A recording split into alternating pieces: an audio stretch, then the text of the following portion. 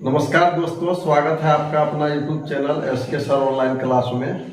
आज जो मेरे हाथ में एक बुक है, देख लीजिए, दिगंत भाग 2, जो कि बिहार बोर्ड की कक्षा 12 का हिंदी है। तो इसका जो पहला चैप्टर है, चैप्टर का नाम है बातचीत, जो बालकृष्ण भट्ट के द्वारा लिखा गया है। बातचीत एक ललित निबंध है। इसका मैं संपूर्ण व्याख्या आप लोगों के सामने मैं करूंगा, आप लोग बने रहिएगा इस वीडियो में। सबसे पहले हम लोग लेखक के बारे में जान लेते हैं, क्योंकि दोस्तों आजकल क्या होता है, एग्जाम में जो ऑब्जेक्टिव प्रश्न पूछे जाते हैं तो उसमें बहुत सारे ऐसे प्रश्न होते हैं जो लेखक से संबंधित पूछे जाते हैं। तो मैं पहले लेखक के बारे में बताना चाहूंगा दोस्तों। जैसे बातचीत का जो लेखक है बालकृष्ण भट्ट, देख लीजिए बालकृष्ण भट्ट जी की तस्वीर है। तो बालकृष्ण भट्ट का जो जन्म दिया गया है 23 जून 1844 को। इनकी जो मृत्यु हुई थी 20 जुलाई 1914, शायद उस समय प्रथम वर्ल्ड वार का समय था। इसके अलावा निवास स्थान वे कहाँ के रहने वाले थे, तो उत्तर प्रदेश इलाहाबाद के रहने वाले थे, जो कि वर्तमान में अब क्या कहलाता है, वह शहर अब प्रयागराज कहलाता है। उनके माता पिता की बात की जाए तो माता का नाम था पार्वती देवी और पिताजी का नाम था बेनी प्रसाद भट्ट। उनके पिताजी एक बहुत अच्छा व्यापारी थे, उनकी माँ कुशल गृहिणी थी। बालकृष्ण भट्ट पढ़ाई लिखाई के प्रति जो प्रेरित हुए थे तो उनके प्रेरणकर्ता उनकी माँ ही थी। उनका जो रचना की बात की जाए तो उनकी मुख्य रचना, जो कि एग्जाम में बहुत ज़्यादा पूछा जाता है, आप लोग देख लीजिए उसको। तो मुख्य रचना उपन्यास में बहुत सारे लिखे हैं, जिनमें प्रमुख है रहस्य कथा, नूतन ब्रह्मचारी, देख लीजिए, 100 अजान एक सुजान, यह रचना बहुत बार पूछा भी गया है, 100 अजान एक सुजान। इसके अलावा गुप्तवेरी, नाटक पद्मावती, कीर्ता जुड़नीय, बेनी संहार, शिशुपाल वध। तो उनका प्रमुख बहुत सारे रचनाएं हैं, जिनमें कि मुख्य रूप से हमारे किताब में जो दिया हुआ है उसको आप लोगों को याद कर लेना है, क्योंकि एग्जाम में उनके रचना से भी संबंधित प्रश्न पूछ दिए जाते हैं। दोस्तों चैप्टर का नाम है बातचीत, जिनके लेखक थे बालकृष्ण भट्ट। ये क्या है, एक निबंध है, ललित निबंध है। अब यहाँ पे पहला लाइन क्या लिखा हुआ है, इसे तो सभी स्वीकारेंगे कि अनेक प्रकार की शक्तियां जो वरदान की भांति ईश्वर ने मनुष्य को दी है, उनमें वाक शक्ति भी एक है। क्या कह रहा है, मनुष्य को अनेक तरह की शक्तियां दी हैं, सही भी बात है। दुनिया में जितने भी जीव जंतु हैं उन सब में मानव क्या है, सबसे श्रेष्ठ है। मानव में ईश्वर ने कई सारे खूबियां दी हैं, कई सारे गुण दिया है। उन सारे खूबियों में कवि कह रहे हैं, लेखक कह रहे हैं कि सबसे जो अच्छी खूबी है वो है वाक शक्ति। कहने का मतलब है बोलने का कला, बोलने की शक्ति या बोलने की क्षमता कह सकते हैं। वो चीज क्या है, एक है। यदि मनुष्य की और इंद्रियां अपनी शक्तियों में अविकल रहती, वाक शक्ति मनुष्यों में न होती, तो हम नहीं जानते कि इस गूंगी सृष्टि का क्या हाल होता। यहाँ कवि कह रहे हैं कि मनुष्य की जितने सारे ज्ञान इंद्रियां हैं, वे सारे ज्ञान इंद्रियां सही तरह से कार्य करती, लेकिन एक वाक शक्ति ना होती। यानी कहने का मतलब है दोस्तों, अगर हम नहीं बोल पाते, हमारे मुंह से कोई भी आवाज नहीं निकल पाता, तो संसार क्या हो जाता है, गूंगी हो जाती। और गूंगी संसार का क्या होता है, ऐसा कल्पना करना चाह रहे हैं कवि। आप लोग भी बता सकते हैं कि सारी दुनिया कुछ नहीं बोले, सारा सन्नाटा हो, बातचीत नहीं करे, तो गूंगी सृष्टि का बिल्कुल कह सकते हैं कि एकदम सुनसान रहता है सृष्टि।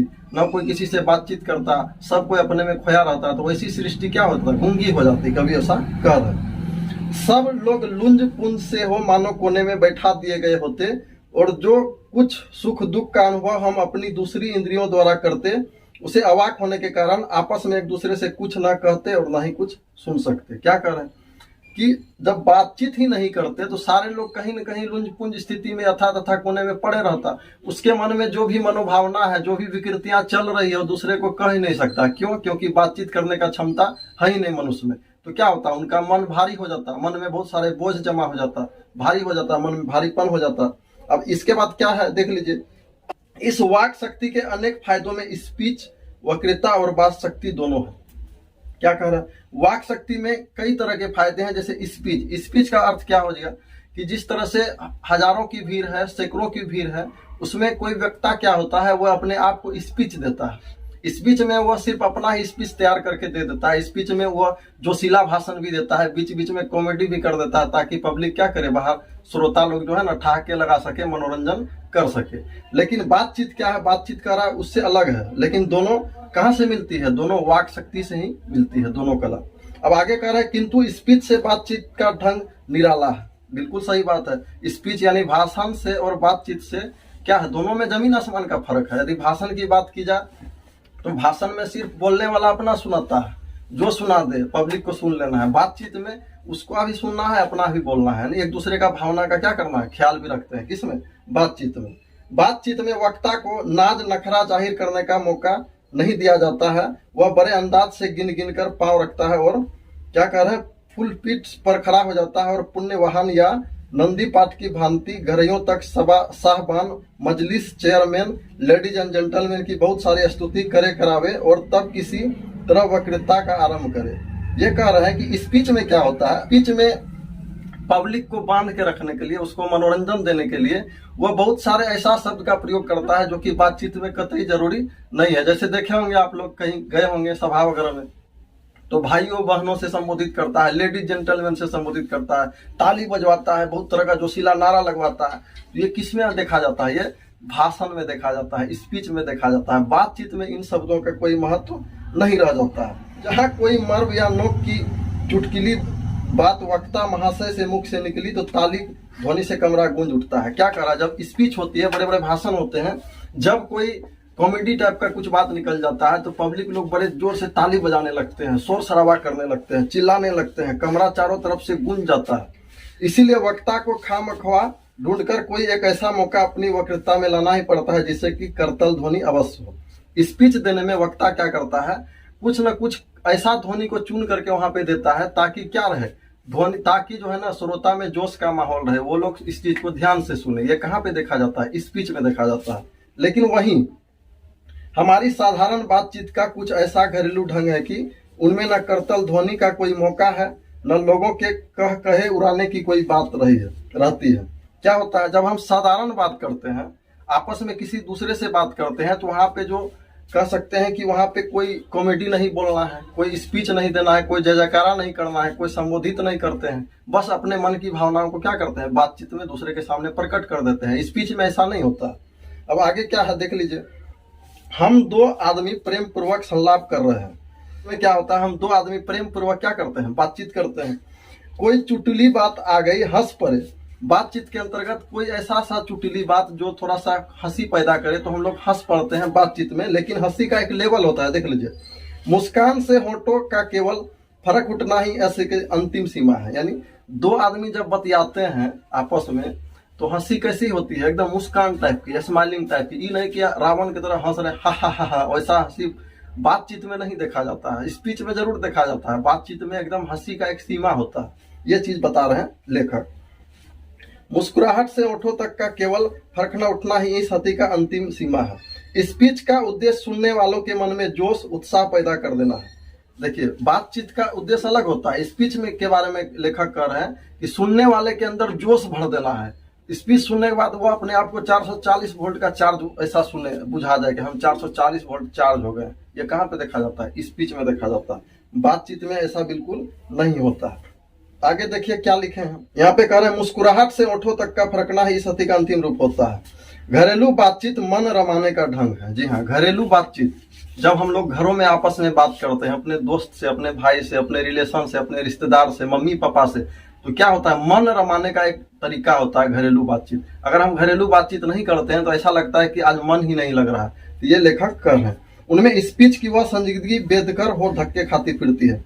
तो घरेलू बातचीत में स्पीच क्या प्रारंभ करें, लेडीज एंड जेंटलमैन कहें या सारा फॉर्मेलिटी वाला जो वर्ड है उसमें घरेलू बातचीत में कोई जरूरी नहीं होता है। कहने का मतलब वो जो फॉर्मेलिटी वाले वर्ड होते हैं, लेडीज एंड जेंटलमैन, भाइयों बहनों, इन सारे वर्डों का यहाँ पे कोई काम नहीं रह जाता है बातचीत के अंदर।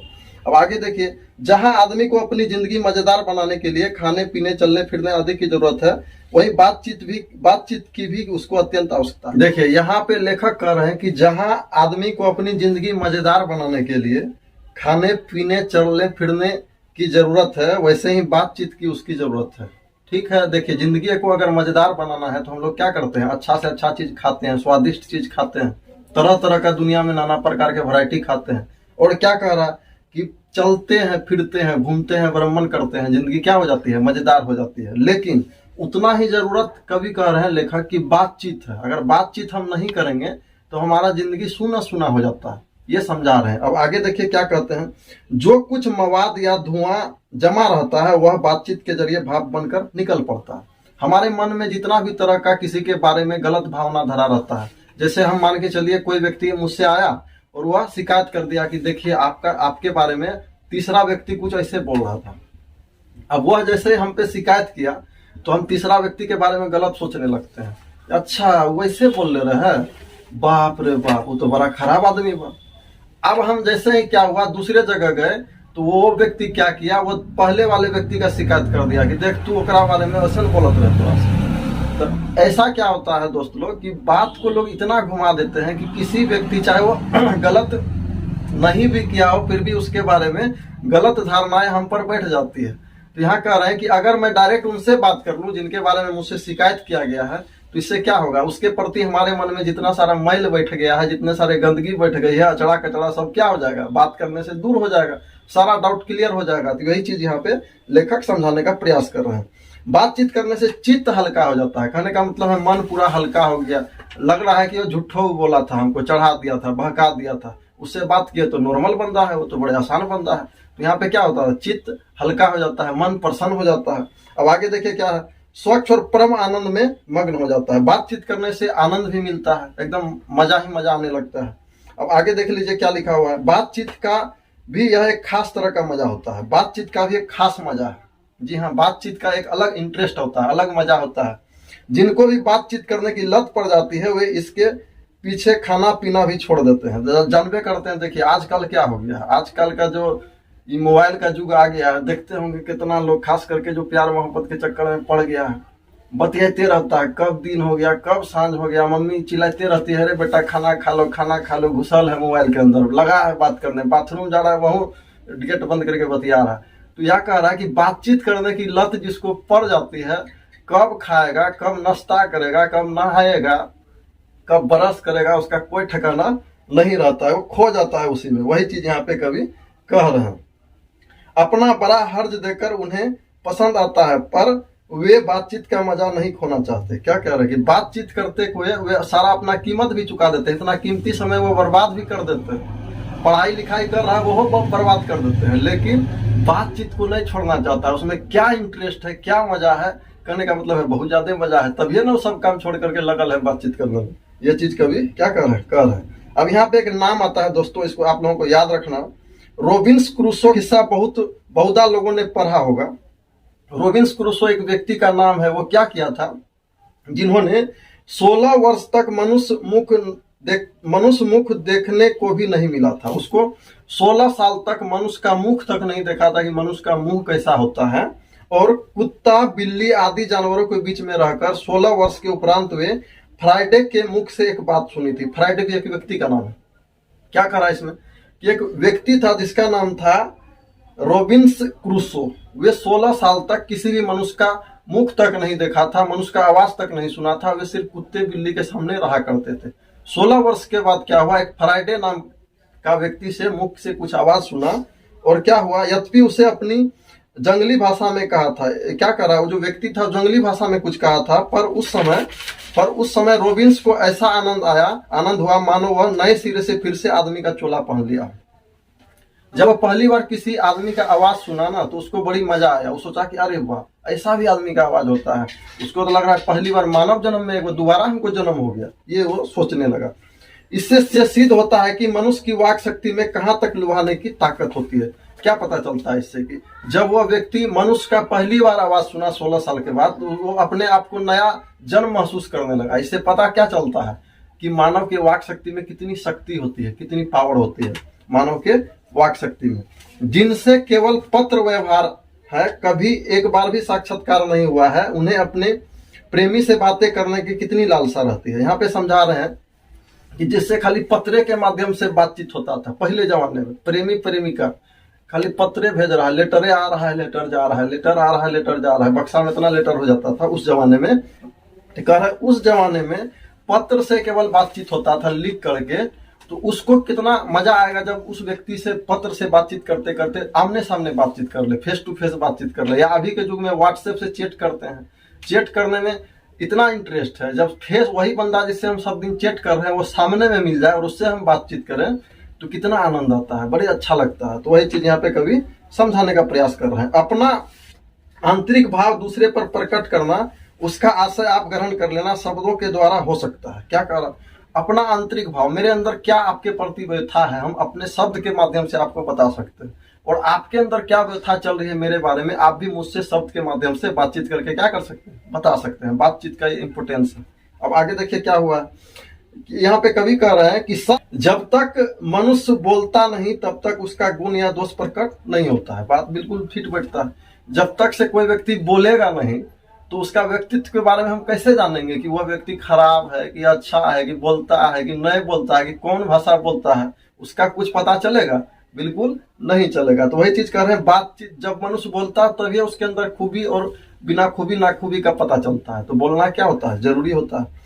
बेन जॉनसन नाम आया, ध्यान से नाम को रख लेना है, यह ऑब्जेक्टिव में पूछा जाता है। बेन जॉनसन का यह कहना है कि मनुष्य का बोलने से ही साक्षात्कार होता है, और बहुत जो कि उचित जान पड़ता है। बोलने से ही मनुष्य का क्या होता है, साक्षात्कार होता है। कहने का मतलब है मनुष्य के अंदर की जो जानकारी है वो बोलने से ही बाहर आती है। जब कोई बोलेगा ही नहीं तो उसके बारे में हम कैसे जान पाएंगे? तो बोलने से ही मनुष्य का साक्षात्कार होता है। कहने का मतलब है उसका जानकारी हम प्राप्त करते हैं बोलने से ही। इस बातचीत की सीमा 2 से लेकर वहां तक रखी जा सकती है जहां तक उसकी मीटिंग, जमात या सभा न समझ ली जाए। क्या कह रहे हैं लेखक कि बातचीत किसको हम बातचीत करेंगे? क्या 4 लोगों में आपस में मिलकर बात करना ये बातचीत है, या 50 लोगों के बीच आपस में बात करना ये बातचीत है, या सिर्फ 2 ही लोगों में बातचीत है, या अकेले बातचीत है? तो यहाँ पे बातचीत कह रहे हैं कि बातचीत की सीमा जब तक से बातचीत का मतलब सभा या मीटिंग में नहीं बदल जाए, उससे पहले की जो सीमा होती है, यानी उसको हम ऐसे बोल सकते हैं, जब तक बातचीत करना सभा या मीटिंग न कहलाने लगे तब से पहले तक वो बातचीत रहता है। जब सभा मीटिंग या कहलाने लगेगा, जमात कहलाने लगेगा, तब बातचीत का मीनिंग खत्म हो जाता है। तो कहने का मतलब है बातचीत की सीमा वहां तक हो सकती है जब तक कि वह सभा या मीटिंग में न बदल जाए, ये कहने का मतलब है। अब आगे कह रहे हैं, देख लीजिए, एडिसन का मत है। अब एडिसन एक विद्वान है, बड़े व्यक्ति है, उनका क्या मत है? तो एडिसन का विचार है असल बातचीत 2 ही व्यक्तियों में हो सकती है, जिनका तात्पर्य हुआ जब 2 आदमी होते हैं तब अपना दिल एक दूसरे के सामने खोलते हैं। जब 3 हो जाते हैं तब वह जो बात है वो कोसों दूर चली जाती है, कोसों दूर पहुंच जाता है। देखिए 2 आदमी है, बातचीत कर रहा है, ये अपने अंदर का सब दिल का बात खोल के रख देगा। 2 आदमी है ना, एगो बोल रहा है एगो सुन रहा है, सारा बातचीत दिल का खोल के रख देगा। जैसे ही देखेगा तीसरा आ रहा है, देखिएगा बातचीत का टोन बदल जाएगा। बात कर रहा था अपने बारे में, मान के चलिए 2 आदमी बातचीत कर रहा है, हम उम्र का है, बातचीत पूरा गहराई तक चल रहा है। वो आजकल पढ़ने में मन नहीं लगता है, वो कह रहा है वो काहे नहीं मन लगता है, देखिए ना वो हमारा नींद बेकार कर दिया है। क्यों? तो वो रात दिन मेरे सपना में आता है, ये बतिया रहा है, दिल का बात खोल दिया। जैसे ही कोई तीसरा आया, चेंज कर लिया। पढ़ने में मन काहे नहीं लग रहा है? 2 यार पढ़ने में इसलिए मन नहीं लग रहा है क्योंकि रात में बिजली नहीं रहती है, जो हकीकत था वो छुप गया। तो कहने का मतलब यह है कि लेखक कह रहे हैं कि असली बातचीत जो होती है सिर्फ और सिर्फ कितने लोगों में होती है? 2 लोगों में होती है। जैसे कोई तीसरा आ गया, बातचीत का टोन क्या होता है? बदल जाता है। ये यहाँ समझा रहे हैं। अब आगे देखिए क्या लिखे हैं। अब उनका कहना क्या है कि कहा भी है 6 कांदों में परी बात खुल जाती है। 6 कांदों में परी बात खुल जाती है। देखिए 2 आदमी जब बात कर रहा था तो 2 दूनी 1 आदमी का 2 कान, तो 2 दूनी 4 कान। जैसे ही तीसरा बंदा आ गया तो 3 दूनी 6 कान हो गया। तो 6 कान में परी हुई बात क्या होता है? खुल जाता है। कहने का मतलब है वो भेद खुल जाता है। जब 3 आदमी सुनेगा तो अंदर का बात पूरा मार्केट में आ जाता है, एकदम कहते हैं सार्वजनिक हो जाता है। इसीलिए असली बातचीत क्या कह रहे हैं लेखक कि 2 ही आदमी में अच्छा होता है, और वो भी होता ही है। अब आगे देख लीजिए क्या कह रहे हैं। दूसरे ये कि किसी तीसरे आदमी के आते ही वे दोनों अपनी बातचीत को निरस्त ही हो बैठेंगे या निपट मूर्ख अज्ञानी समझकर बातें करने लगेंगे। बात वही कह रहे हैं कि जैसे तीसरा आदमी आएगा तो जो असली बातचीत चल रहा है उसका मुद्दा चेंज हो जाएगा। अब आगे देखिए अगला पैराग्राफ में क्या कर रहे हैं। जैसे गर्म दूध ठंडे पानी के 2 बर्तन आस पास सटा के रखे जाए तो एक का असर दूसरे में पहुंच जाता है, अर्थात दूध ठंडा हो जाएगा और पानी क्या हो जाता है? गर्म हो जाता है। वैसे ही 2 आदमी पास बैठे हो तो एक का गुप्त दूसरे के अंदर पहुंच जाता है, चाहे दूसरे का देखे भी नहीं, तब बोले कौन कहे, एक शरीर के विद्युत दूसरे पे प्रवेश करने लगती है। यहाँ पे क्या समझा रहे हैं देखिए। यहाँ पे साइंस आए बहने क्या करती है कि गर्म दूध को अगर ठंडा करना रहता है तो क्या करती है, छोटा सा गिलास में दूध को डाल लेती है और किसी बड़े से बर्तन में फिर गिलास को पानी भर के उसमें डाल देती है। तो इससे क्या होता है, इससे देखिएगा कि दूध धीरे धीरे ठंडा होगा और पानी धीरे धीरे क्या होगा, गर्म होगा। ये उष्मा का स्थानांतरण होता है। वही चीज यहाँ समझा रहे हैं कि 2 बर्तनों में जो दूध का उष्मा का जो स्थानांतरण है वो पानी और दूध के बीच वैसे हो जाता है जैसे किसी दो मनुष्य के बीच क्या होता है, विचार का स्थानांतरण होता है। दो मनुष्य जब आपस में मिलते हैं तो जिस तरह से उसका उष्मा उधर चला गया, इसका उष्मा उधर चला गया, वैसे उसका विचार इधर चला जाता है, उसका विचार उधर चला जाता है, तो विचार का क्या होता है, आदान प्रदान होने लगता है। वही चीज यहाँ पे समझा रहे हैं। जब पास बैठने का इतना असर होता है तब बातचीत में कितना असर होगा इसे कौन स्वीकार करेगा। अरस्तु अब तक इन बात को 3 आदमियों के साथ देखना चाहिए। क्या कर रहे हैं, अस्तु अब इस बात को 3 आदमियों के साथ देखना चाहिए। मानो एक त्रिकोण बन जाता है, तीनों चित्त मानो त्रिकोण है और तीनों की मनोवृत्ति का प्रसरण की धारा मानो उस त्रिकोण की रेखाएं। गुपचुप असर तो उन तीनों में परस्पर होता ही है। जो बातचीत 3 में की गई हो मानो अंगूठी में नग सी जड़ जाती है। 3 बातचीत में अंगूठी में नग जड़ जाता है, कहने का मतलब है कि वो बात ढक जाता है। अब आगे उपरांत जब 4 आदमी हुए तब तो बेतक कुल्फी को बिल्कुल स्थान नहीं रहता है। खुल के बातें न होगी तो कुछ बातचीत की कह जाएगी, वो फॉर्मेलिटी गौरव संजीदगी के लक्ष्य में सुनी हो जाती है। क्या करता है, खुल के बातें अगर नहीं होती है ना तो बातचीत ढक जाता है, सिर्फ एक फॉर्मेलिटी हो जाता है कि हाँ यार कैसे हो, ठीक ठाक हो, हाँ ठीक है, अच्छे हैं, ये एक फॉर्मेलिटी हो जाता है। लेकिन जो असली बातचीत है वो 4 लोगों में या 3 लोगों में छिप जाता है, ऐसा कभी कह रहे हैं। 4 से अधिक की बातचीत केवल रमा रमुम्बल कही जाएगी। 4 से अधिक, जैसे 4 से ज्यादा हो गया, 5-7 लोग आपस में मिल गया तो केवल हो हल्ला होगा, ना उसका कोई सुनेगा ना उसका कोई सुनेगा। ये सिर्फ रमा और रमुम्बल यानी मौज मस्ती वाला बात खाली हो जाता है, उसमें कोई मीनिंग नहीं रह जाता है। उसे हम संलाप नहीं कर सकते। इस बातचीत के अनेक भेद हैं। 2 बुढ़ियों की बातचीत का मुख्य प्रकरण बेटी बहू वाली हुई तो अपनी बहुआ या बेटी की गिला शिकवा होगा। क्या कह रहे हैं कि 2 बुढ़िया अगर आपस में बात करती है तो उनका बातचीत का स्तर क्या रहता है, वो अपने या तो बहू का शिकायत करेगी या बेटी का शिकायत करेगी। बहू के बारे में बोलेगी आजकल मेरा पुतहिया बहुत लेट से सोई रहती है, 8 बजे जगती है, हम ही से चाय मांगती है। तो आजकल ये अपना बहू का शिकायत करेगी, वो अपना बहू का शिकायत करेगी। बेटी के बारे में क्या कहेगी, कहेगी बेटी मेरे जो ससुराल में गई है ना तो वहाँ जो है ना वो सवेरे जगा देता है। देखिए उनका क्या मकसद है, अपना बहू सवेरे जगे, उसका जो बेटी ससुराल गई है वो 8 बजे जगे। तो ये हर एक लोगों का क्या होता है, अपना अपना सोच होता है। तो ये शिकायत रहता है दूसरे से आपस में जो बुढ़िया लोग बात करती है। वही आज के ज़माने के बारे में भी टोन छेड़ देती है। क्या टोन छेड़ती है कि आजकल का कपड़ा फैशन इतना गलत हो गया है कि लोग फटल के जींस पहन के घूमता है। हमारे ज़माने में देख लो कैसा कपड़ा पहनता था, सलीका से रहता था। तो उन लोगों का बातचीत का स्तर इस तरह का होता है। अब आगे देखिए क्या लिखा है, या वे कोई ऐसा रसरा छेड़ बैठेगी कि बातें करते करते अंत में कोढ़े दांत निकाल लड़ने लगेगी। कहने का मतलब है 2 बुढ़िए आपस में इस तरह का बात छेड़ देगी कि इस तरह अंत में झगड़ा हो जाए, इस तरह भी उन लोगों का बात निकल जाता है। लड़कों की बातचीत कैसी होती है तो देख लीजिए, लड़कों की बातचीत खिलाड़ी हुए तो अपनी अपनी तारीफ करने के बाद वे कोई सलाह गांठेंगे। खिलाड़ी टाइप का कोई 2 लड़का भेटा गया तो अपने बारे में तारीफ कर देगा, हम तो छक्का मारते थे, वो बोलेगा हम तो चौका मारते थे। इसके बाद एक दूसरे को सलाह दे देगा, बोलेगा तुमको ऐसे बैटिंग करना चाहिए, तुमको ऐसे बॉलिंग करना चाहिए।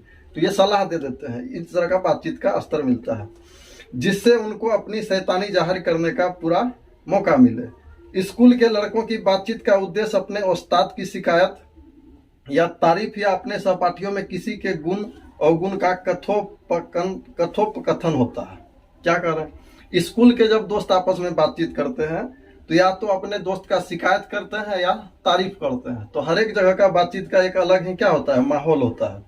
अब आगे कह रहे हैं, पढ़ने में कोई लड़का तेज हुआ तो कभी अपने सामने दूसरों को भी कुछ नहीं गिनेगा। यानी जो लड़का पढ़ने में तेज होता है वो अपने आप को सबसे बड़ा ज्ञानी समझने लगता है, वो अपने सामने दूसरे स्टूडेंट को कुछ समझता नहीं है।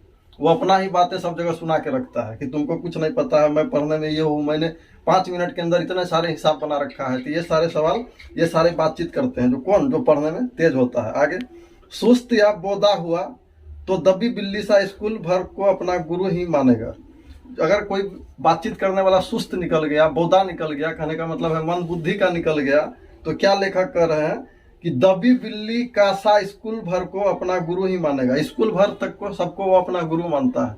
जो भी बात बोलेगा उसमें यस में यस जी सर मिलाते रहता है। जो सुस्त रहता है, जो बालक जो पढ़ने में थोड़ा सा कमजोर होता है। इसके अलावा बातचीत की और बहुत सी किस्में हैं, बातचीत की और भी बड़ी बड़ी वैरायटी है। राज काज की बात, व्यापार संबंधी बातचीत, दो मित्रों में प्रेम मिलाप इत्यादि, ये सब हर तरह का बातचीत होता है। यदि कोई गार्जियन टाइप का मिल जाते हैं, आपस में क्या बातचीत करते हैं, और तुम्हारा काम धंधा कैसा चल रहा है, हमारा अच्छा चल रहा है, आपका कैसा चल रहा है। तो ये व्यापार संबंधित बातें होती है, यानी जो जिस व्यवसाय में लगा रहता है, जो जिस माहौल में लगा रहता है, बातचीत करने का तरीका भी उसका उसी से जुड़ा रहता है। ये कवि कहना चाह रहे हैं यहाँ पे। अब आगे देख लीजिए क्या लिखे हुए हैं। हमारे देश में अशिक्षित लोगों में बदकही होती है। जो अनपढ़ लोग होते हैं, मूर्ख लोग होते हैं, उसको हम लोग देहाती में कह सकते हैं, उसको कह सकते हैं थेथरलॉजी होती है। बदकही का अर्थ हो गया थेथरलॉजी, हम जो कह दिए वही सही है, तुम्हारा नहीं सुनेंगे, ऐसा होता है। किसमें? जो मूर्ख लोग होते हैं, जो अनपढ़ होते हैं, उसमें होता है। अब आगे देखिए क्या है। लड़की लड़के वालों की ओर से एक एक आदमी, बीच वही होकर दोनों में विवाह संबंध की कुछ बातचीत करते हैं, जिसको हम लोग अगुआ बोलते हैं। क्या होता है, लड़का लड़की की जब शादी लगती है तो जो बीच वाला होता है पर्सन, जो जिसको अगुआ बोला जाता है, ये क्या करते हैं, ये लड़की का तारीफ लड़का वाले के पास कर देंगे कि लड़की सुशील है, सभ्य है, पढ़ी लिखी है, और लड़के का तारीफ लड़की वाले के यहाँ कर देंगे कि लड़का शिक्षित है, संस्कारी है, कमाता है। तो ये कौन करते हैं? ये अगुआ करते हैं, जो बीच में रहते हैं। ये यहाँ पे कवि कह रहे हैं। अब आगे देखिए क्या लिखा है। उस दिन से बिरादरी वालों को जाहिर कर दिया जाता है कि अमुक की लड़की का अमुक के लड़के के साथ विवाह पक्का हो गया है, और यह रस्म बड़े उत्सव के साथ की जाती है। क्या कह रहे हैं कि जब सारा बात फाइनल हो जाता है तो एकदम सलीके से बोल दिया जाता है कि फलना का लड़की फलने का लड़का का जो है ना शादी क्या हो गया, तय हो गया है। अब जो है शादी का रस्म का तैयारी किया जाएगा बड़े उमंग के साथ। चंडू खाने की बातचीत भी निराली होती है। निदान बात करने के अनेक प्रकार और ढंग होते हैं, अनेक प्रकार के ढंग होते हैं बातचीत करने का। अब आ जाता है ऑब्जेक्टिव में कि बातचीत करने का जो असली हुनर है, असली ढंग है, कहाँ के लोगों के पास है? ये एशिया या भारत के लोगों के पास नहीं है, यूरोप के लोगों के पास है, ऐसा लेखक कह रहे हैं। आर्ट ऑफ कन्वर्सेशन यहाँ तक बढ़ा है कि स्पीच और लेख दोनों इसे नहीं पाते। अरे बातचीत करने का कला यानी आर्ट ऑफ कन्वर्सेशन यहाँ तक आगे आ चुका है कि इससे जो है ना स्पीच देना और लेखन लिखना दोनों पार नहीं पाता है। बातचीत इतना आगे निकल चुका है। इसकी पूर्ण शोभा काव्य कला प्रवीण विद्वान मंडली में है। ऐसे चतुराई के प्रसंग छेड़े जाते हैं कि जिन्हें सुन कान को अत्यंत सुख मिलता है। कहने का मतलब है बातचीत के अंतर्गत ऐसे ऐसे प्रसंग छोड़े जाते हैं जो सुनने में बड़ा ही आनंद आता है, बड़ा ही अच्छा लगता है सुनने में। सुहृद गोष्ठी इसी का नाम है। सुहृद गोष्ठी की बातचीत की यह तारीफ है कि बात करने वालों की लियाकत अथवा पंडिताई का अभिमान या कपट नहीं एक बात में भी प्रकट न हो। वर्ण क्रम से रसाभास पैदा करने वाले शब्दों के बरकते हुए चतुर सियाने अपनी बातचीत को सरस रखते हैं। यहाँ पे क्या कर रहे हैं, जो गोष्ठी होती है, जो छोटी छोटी सभाएं होती हैं, उसके अंदर भी बातचीत करने का एक अलग ढंग होता है, एक अलग ही उसका मजा होता है, आनंद होता है। ये लेखक कह रहे हैं। वह रस हमारे आधुनिक शुष्क पंडितों की बातचीत में जिसे शास्त्रार्थ करते हैं कभी आवेगा नहीं। क्या कह रहे हैं, जो गोष्ठी के अंतर्गत जो रस आता है, रस का मतलब आनंद आता है, वह आधुनिक अगर पंडित करेंगे तो वह रस नहीं मिलता है देखने के लिए, वो उतना मजा आता नहीं है। मूर्ख और बटेर की लड़ाइयों की झपटा झपटी के समान उनकी नीरस काव में सरस संचलाप की चर्चा चलाना व्यर्थ है। वरन कपट और एक दूसरे को अपने पांडित्य को प्रकाश के बाद में प्रसाद करने का संघर्ष आदि रस भास की सामग्रियां वहां बहुतायत के साथ आपको मिलेंगी। कह रहा है कि जब आधुनिक पंडित मिलते हैं, आधुनिक पंडितों की लड़ाई अगर आपको देखनी है तो टीवी में आप 6 बजे क्या कीजिए, कोई भी न्यूज चैनल लगा दीजिए। कोई भी न्यूज चैनल में देखिएगा जो पार्टी प्रवक्ता होते हैं वो किस तरह से आपस में काव लड़ते रहते हैं। वक्ता को तो समझ में ये नहीं आ रहा है कि क्या बोल रहे हैं, श्रोता को भी समझ में नहीं आ रहा है कि वो क्या बोल रहा है, सिर्फ काव लड़ते रहते हैं। तो ये कह रहे हैं कि जब आधुनिक पंडित लोग होते हैं तो सिर्फ काव करते हैं, उनके बात में ज्ञान संबंधित कुछ बातें निकल के नहीं आती है। बड़ी बड़ी कंपनियों और कारखाने आदि बड़े बड़े काम इसी तरह से पहले 2-4 दिलों दोस्ती से बातचीत से शुरू किए गए हैं। यहाँ पे लेखक कह रहे हैं कि दुनिया में जितनी बड़ी बड़ी कंपनियां जो बहुत दूर तक ऊंचाई तक गई है वो कैसे शुरुआत हुई थी। तो 2-4 दोस्त आपस में क्या किए होंगे, बातचीत किए होंगे कि हमें एक कंपनी शुरू करना है, इस कंपनी को ऐसे आगे ले जाना है। तो आज वही विचार, वही आइडिया कहाँ तक और फर्श से अर्थ तक ले गया। कहने का मतलब है बातचीत जो है ना बहुत दूर तक ले जाती है। ये कवि समझा रहे हैं। अब आगे देखिए क्या लिखे हुए हैं। उपरांत बढ़ते बढ़ते यहाँ तक बढ़े कि उपरांत बढ़ते बढ़ते यहाँ तक बढ़े कि हजारों मनुष्यों में उनसे जीविका चलने लगी। साल में लाखों की आमदनी होने लगी। 25 वर्ष के ऊपर वालों की बातचीत अवश्य ही कुछ न कुछ सारगर्भित होती होगी। क्या कह रहे हैं कि बातचीत का उनका यह आइडिया इतना काम कर गया कि उनकी कंपनी यहाँ से बहुत दूर चली गई, बहुत अच्छी कंपनी बन गई। और बातचीत का ही क्या था, ये आइडिया था। और 25 वर्ष से ऊपर वाले जो भी होते हैं, ऊपर की बातचीत इसी तरह की होती होगी। 25 साल बाद बोलेगा कि हमने आप दो दोस्त 25 साल बाद अपनी कंपनियों को ऊंचाई तक पहुंचा के फिर क्या बातचीत करेंगे। देखो 25 साल पहले दोस्त हम लोगों ने एक आइडिया लिया था, वही आइडिया वही बातचीत आज हमको कहां से कहां पहुंचा दिया है। हमारी कंपनी इतनी बड़ी हो गई है। ये किसका नतीजा है? बातचीत का ही नतीजा है। बातचीत में ये शक्ति होती है। यहाँ पे ये दिखाने का लेखक प्रयास कर रहे हैं। अब आगे देख लीजिए क्या लिखा हुआ है। 25 वर्ष से ऊपर की बातचीत अवश्य कुछ न कुछ सारगर्भित होती होगी, अनुभव और दूरदर्शी से खाली न होगी। 25 से नीचे की बातचीत यद्यपि अनुभव, दूरदर्शिता और गौरव नहीं पाया जाता, पर इनमें एक प्रकार का दिल बहलाव जैसी ताजगी रहती है, जिसकी मिठास उससे 10 गुनी चढ़ी बढ़ी रहती है। यहाँ पे कह रहे हैं अगर दो व्यक्ति या दो से ज्यादा व्यक्ति की उम्र अगर 25 साल से अधिक है तो उनके बातचीत में अनुभव का पता चलता है, एक्सपीरियंस का पता चलता है। क्यों? क्योंकि उनका 25 साल का दुनिया वो लोगों ने देख रखा है। जिनकी आयु 25 साल से कम है उन लोगों के बात में जोश ज्यादा दिखाई देगा, अनुभव कम दिखाई देगा। क्यों? क्योंकि उन लोग के पास अभी अनुभव आया ही नहीं। अभी तो दुनिया में वो नया नया कदम ही रखा है, उनके पास अनुभव कहाँ से आएगा? ये लेखक समझा रहा है। यहाँ तक हमने बाहरी बातचीत का हाल लिखा है। बाहरी बातचीत का क्या हाल लिखा है?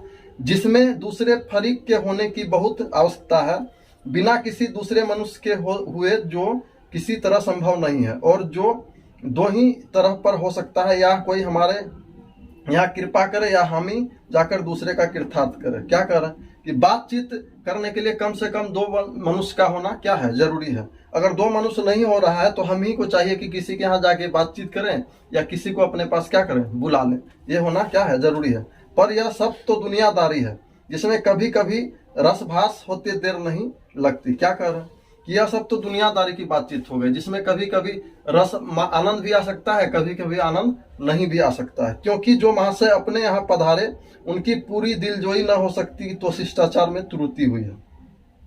अगर हम ही उनके यहाँ गए तो पहले तो बिना बुलाए जाना ही अनादर का मूल है।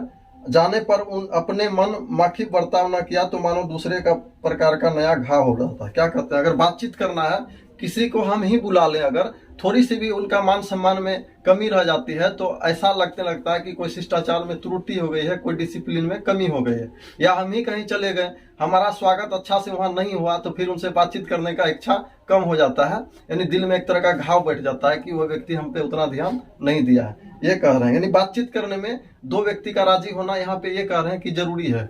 जब 2 व्यक्ति से बतियाते हैं तब, इसीलिए सबसे उत्तम प्रकार का बातचीत हम यही समझते हैं कि हम वह शक्ति पैदा करें जिस पैदा कर सके, अपने आप से ही बात कर लिया करें। इसलिए कह रहे हैं कि बातचीत में 2 व्यक्तियों का राजी होना जरूरी है। अब कोई जरूरी तो ऐसा नहीं है कि जिससे हम बातचीत करने जा रहे हैं उसके पास समय हो या बात करने के मूड में हो सकता है उसके पास टाइम नहीं हो या बातचीत करने के मूड में नहीं हो। तो फिर यहाँ पे लेखक कह रहे हैं कि इससे अच्छा है कि हम अपने आप में वैसी शक्ति पैदा करें कि खुद से ही बातचीत कर लिया करें, खुद से आपस में ही बतिया लिया करें, खुद से स्वयं से। ये बातचीत करने का सबसे अच्छा तरीका लेखक कह रहे हैं। आगे कह रहे हैं हमारी भीतरी मनोवृत्ति प्रतिक्षण नए नए रंग दिखाया करती है। बहुत इंपॉर्टेंट लाइन है। हमारी जो भीतरी मनोवृत्ति है प्रतिक्षण नए नए रंग दिखाया करती है। वह प्रपंचात्मक संसार का एक बड़ा भारी आईना है, जिसमें जैसी चाहे वैसी सूरत देख लेना कुछ दुर्घट बात नहीं।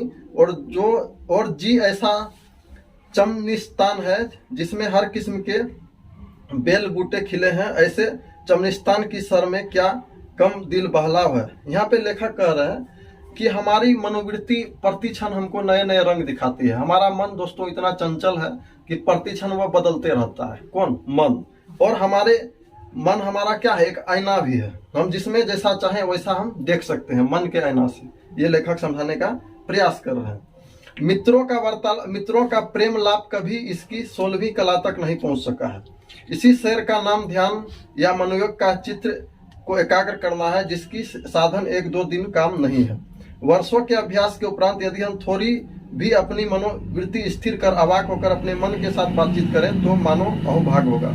यहाँ पे कवि कह रहे हैं, लेखक कह रहे हैं कि हमारा मन बहुत चंचल होता है, वो हमारा मन इधर से उधर भटकते रहता है। यदि हम प्रयास करें, खुद में कोशिश करें कि अपने मन को शांत करके, स्थिर करके, खुद से बातचीत करने का अगर तरीका धीरे धीरे ढूंढ लें, एक दिन में नहीं होगा, इसके लिए बहुत वर्षों की प्रयास चाहिए, वर्षों का मेहनत चाहिए। खुद से बातचीत करना सबसे मुश्किल काम है दोस्तों। तो उसके लिए क्या कर रहे हैं लेखक कि हमको प्रयास करना चाहिए, क्या चीज करने का, खुद से बातचीत करने का, मन को अपने आप में स्थिर करने का, जो कि यहाँ लेखक हम लोगों को क्या कर रहे हैं, समझा रहे हैं। अब आगे कह रहे हैं लेखक, एक वाक शक्ति मात्र के दमन से न जाने कितने प्रकार का दमन हो गया। यहाँ पे कह रहे हैं कि अगर वाक शक्ति का दमन हो गया, अगर बोलने का जो हमारे अंदर शक्ति है, कौशल है, कला है, वो चीज अगर नाश हो जाए तो ना जाने कितने कला मनुष्य का नाश हो जाएगा, कितने भी शक्तियों का दमन हो जाएगा। कहने का मतलब है वो दब जाएगा। अब आगे यहाँ पे देख लीजिए क्या है, हमारी जिहा कतरनी के समान सदा स्वच्छंद चला करती है। यदि हमने काबू कर लिया तो क्रोधाधिक बड़े बड़े अजय शत्रुओं को बिना प्रयास जीत के अपने वश में कर डाला है। क्या करें कि हमारी जो जीव है, जी हाँ दोस्तों, यहाँ पे जबरदस्त लाइन कर रहे हैं कि हमारी जो जीव है वह कतरनी के तरह, कैंची के तरह, कैंची तो देखे होंगे आप लोग, कैंची के तरह हमारा जीव चलते रहती है। और हमारे जीव में इतनी ताकत होती है कि दोस्तों इसी जी से हम अपनी किसी का तारीफ कहलवा सकते हैं, इसी जी के सहारे हम किसी से गाली भी खा सकते हैं। तो जीव को हम लोगों को क्या करना चाहिए, समेट के रखना चाहिए। इसका कहने का मतलब हो गया कि हम लोगों को अपनी वचन नाप तोल कर रखनी चाहिए, क्योंकि कहा भी गया है दोस्तों कि मुंह से निकला हुआ कोई भी शब्द उस तीर के समान होता है जो वापस नहीं आता। इसलिए कहा गया पहले तोलो तब बोलो। पहले हम लोग को तोलना चाहिए कि क्या सही बोल रहे हैं, तब क्या गलत बोल रहे हैं, फिर हम लोग को क्या करना चाहिए, किसी को कोई भी बात बोलना चाहिए ताकि उसके दिल में बुरा ना लग जाए, उसको खराब ना जाए, उसको गुस्सा ना जाए। ऐसा यहाँ पे समझा रहे हैं, जीव को समेट के रखना चाहिए। इसलिए अवाक रहकर अपने बातचीत करने का यह साधन यथावत साधनों का मूल है। शक्ति परम पूज्य मंदिर है, परमार्थ एकमात्र सोपान है। इसलिए कह रहा कि बातचीत करने के लिए, अवाक बातचीत करने के लिए जो है ना, एक बातचीत करने का जो वाक शक्ति है वही सबसे मूल शक्ति है, और इसको हम लोगों को अच्छी तरह से संभाल के रखना चाहिए, ऐसा लेखक समझा रहे हैं। दोस्तों इस प्रकार मैंने बालकृष्ण भट्ट जी के द्वारा जो लिखा गया एक ललित निबंध था बातचीत, उसका संपूर्ण व्याख्या मैंने लाइन बाय लाइन आप लोगों के सामने कर दिया है। यदि आप 12 के विद्यार्थी हैं तो कम से कम आप इस वीडियो को 2-3 बार जरूर वॉच करें, तब ये अच्छी तरह से आपको समझ में आ जाएगा। आप यदि इस चीज को समझ लेते हैं तो आपका जो संबंधित इस लेसन से क्वेश्चन आंसर है वो आसानी से आप बना पाएंगे, सारांश को भी आप समझ पाएंगे, लिख पाएंगे। आज के लिए इतना ही, मिलेंगे नेक्स्ट वीडियो में, तब तक के लिए जय हिंद।